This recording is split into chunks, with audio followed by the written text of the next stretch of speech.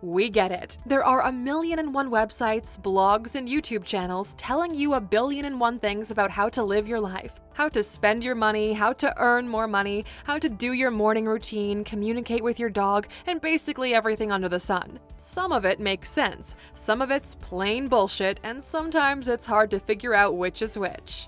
Of course, we realize we're one of those 1,000,001 YouTube channels that we just mentioned, but as you Aluxers know, you can rely on us to cut out the BS and give you those pearls of wisdom that are really worth listening to. Today, we're focusing on advice that sounds like BS, but we found from experience really brings results. Welcome to Alux.com, the place where future billionaires come to get inspired. If you're not subscribed yet, you're missing out. Number 1. Start investing young and you'll see a huge difference. We know that in your 20s, investing for your 50s and beyond might not be top priority, especially when your 20s feel like the carefree decade before you have to go around really adulting. So why worry about a time in your life that's so far away? The simple answer: the benefits down the line will be huge. You get one big advantage: time. Time for the money that you've put away to compound. That means when the interest you earn on your investments starts to earn interest itself, and when your money really starts to grow. Imagine you start investing $300 a month on the stock market when you're 20. If you can manage an average 8% growth per year by the time you hit 60, that would have become over $1 million.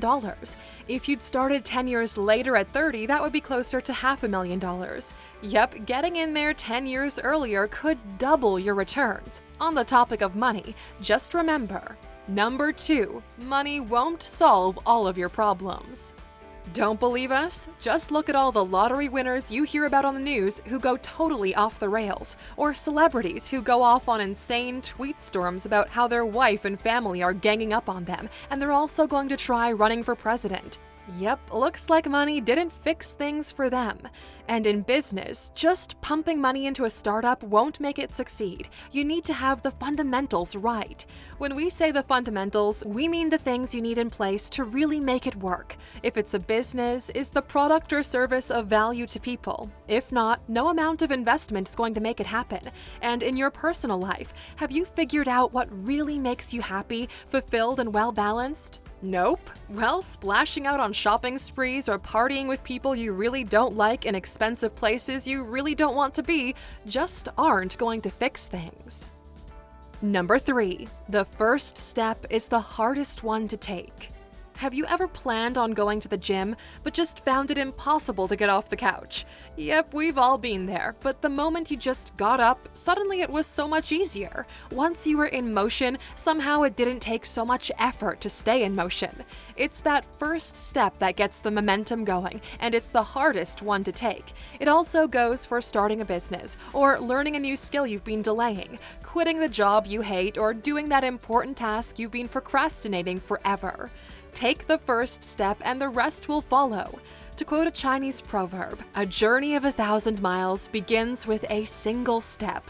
Or to put it in really plain terms, get off that couch and start living the life you want to. Number 4. The time you need to do everything doesn't exist. Yep, when you're a kid you thought life would go on forever, that you've got enough hours in the day to do everything you want and enough years to make all your dreams happen. Then you grow up, and as a time-starved adult, you realize how precious time is. So stop trying to squeeze everything into your day. Prioritize. Stop replying to every social media comment or talking to people on the phone that you don't really like. Stop being a perfectionist and taking double the time you need to. And realize you're probably not going to be able to travel everywhere in the world, so when you do travel, prioritize places you really want to go. Number 5. Don't check your emails first thing in the morning. This one might seem plain wrong, and sure, if replying to emails first thing in the morning is a key part of your job, this specific strategy won't work. But it's the basic idea you should think about. And the basic idea is, we spend too much of our lives not getting on with the things that really matter because of the constant interruptions that get in the way. You need to keep those interruptions at the door, and checking your email first thing in the morning soon turns into replying to those 17 non-urgent requests, reading every memo you don't don't even need to know about, and inviting those interruptions to take over. In the 4-Hour Workweek, Tim Ferriss explains how you can get rid of distractions, as well as many other strategies that helped him run a successful business, putting in only 4 hours a week. If you're aiming to boost your productivity and free up more time, we definitely recommend it. As we know some of you might not be able to find it in your local bookstore, we reached out to our friends at Audible. Just go to Alux.com/freebook, and if it's your first time signing up, you get the audiobook of 4-Hour Workweek free of charge. Number 6. Stop trying to think of a great business idea. Just try and solve a problem in your life. Are you always trying to dream up a clever business idea that will make you the first million, but it just never materializes? Well, maybe you've got the wrong approach. Instead, think about things that you find frustrating and figure out how to solve them. If you can fix that constant source of frustration, there'll be other people out there who will find it frustrating too, and they'll be willing to pay for the solution. That's how Airbnb's founders came up with the idea that became Airbnb. As CEO Brian Chesky puts it, if we'd tried to think of a good idea, we wouldn't have been able to think of one. You just have to find the solution for a problem in your own life. The best business ideas don't come out of brainstorming things that could make you rich. They come out of frustration and figuring out a way to fix it. Number 7. You'll learn most when you get out of your comfort zone. As Virgin founder Richard Branson puts it, if somebody offers you an amazing opportunity but you aren't sure you can do it, say yes, then learn how to do it later. True, it doesn't apply to flying a plane. It just so happens that Richard Branson does own an airline, and we're pretty sure he wouldn't offer you as a job as a pilot if you weren't qualified. But it works for so many other things. Somebody asks you to start a blog for them or manage their social media. You've never done it before, but you think you could give it your all and learn from it. Then jump in and do it. Somebody asks you to make a presentation to an audience of 200 people, but you've never spoken to more than 10 at the same time? Just give it a try. Ask yourself, what's the worst that could happen? And do ask yourself this. That's why you won't end up flying that plane when you have no idea how to. But if the stakes aren't high, jump at the opportunity and learn along the way. Number 8. Sometimes it's better to ask forgiveness later than permission now. Again, it does depend on the situation and on the consequences, but sometimes you have to take risks and take the initiative. Always seeking approval means delays, dealing with objections, and maybe never getting around to doing anything. Now, this doesn't apply to things that are illegal or that are going to put other people in danger. It just means taking the initiative. And keep in mind, people die regretting things they didn't do rather than things they did do. That's why sometimes you've just got to go ahead and do it. Number 9. A cheap chair and mattress might end up costing you many more times the money you saved initially in doctor's bills later on. Sure, saving money is good, but don't cut costs when it comes to the essentials. Trying to keep your expenses down by living off a diet of instant ramen, it's gonna cost you your health in the long run. And the same goes for a cheap chair and mattress. You're gonna spend a serious chunk of your life in these. If you get something cheap and low quality, you won't be doing your back or your sleep patterns any favors, or your wallet for that matter. By some estimates, you could end up spending 10 to 20 times the amount you saved on furniture on medical bills fixing your back. Number 10. A tidy desk will set you up for a productive day. All those random scraps of paper littering your desk will do more than just distract you. They'll fill you with a nagging sense that things aren't right, and there's scientific evidence to prove this. Research shows that clutter triggers stress and anxiety, which hold us back from being productive. Tidy it up, and that empty space in front of you will actually give you a sense of calm, as well as helping you concentrate longer on tasks and lead to a flow state where you're at your most productive. Just like you were probably told when you were a kid, a tidy desk equals a tidy mind. And the same goes for your living space. Get that tidy too for greater peace of mind and focus. For some tips, check out our video 15 Ways to Declutter Your Life. Number 11. Sometimes working less and sleeping more gets better results. Just in case you're one of those people who thinks, wouldn't it be great if I didn't have to sleep? Just think of how much I could get done. Well, we've got news. Humans need a certain amount of sleep, and there's just no way around it. Scientists ideally recommend 8 hours a night. 7 just about works, but try not to go below that. And when you're well rested, thanks to the greater focus you have, you can get more done in less time.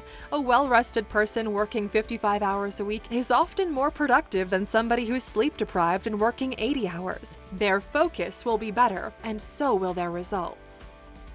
Number 12. Saying please and thank you really does make the world a better place. Yep, something else you were told when you were a kid that you really should listen to. Research shows that when people are told thank you, it increases happiness levels and reduces the stress and the effects of daily irritations. Workers who are shown gratitude for their work are more motivated and work harder, and people who remember to say thank you have more positive emotions, better health, and are better equipped to deal with adversity and have better relationships. So do remember to say please and thank you. And you know those memes you've seen about smiles being contagious? That one's true as well, so crack a smile from time to time. Number 13. Giving will contribute to your own success.